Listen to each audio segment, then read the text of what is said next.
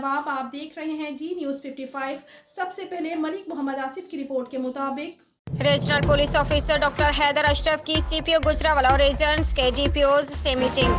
गैर कानूनी हिरासत दौरान हिरासत मुलजमान की फरारी और हलाकत किसी सूरत बर्दाश्त नहीं की जाएगी। Regional police officer doctor Haider Ashraf ने कहा कि महकमा की इज्जत और वकार का तहफ़्फ़ुज़ करते हुए free and fair registration of FIR को यकीनी बनाया जाए। गैर कानूनी हिरासत दौरान हिरासत मुलजमान की फरारी और हलाकत किसी सूरत बर्दाश्त नहीं की जाएगी। थाना जात के माहौल और सफाई में मजीद बेहतरी लाई जाए और शहरियों के साथ शगुफ्ता और शाइस्ता रवैया इख्तियार किया जाए। हर पुलिस अफसर और अहलकार अपने अफार का खुद जिम्मेदार होगा। अदल और इंसाफ के फरहमी के लिए मुकदमात का अंदराज और तफ्तीश मेरिट पर की जाए। शहरियों को रिलीफ देने के लिए पुलिस अफसरान दिन रात एक कर दें। इन ख्यालत का इजहार उन्होंने गुज़श्ता रोज RP ऑफिस कॉन्फ्रेंस हॉल में गुजरात और गुजरावाला रीजन के सली अफसरान के साथ मीटिंग करते हुए किया।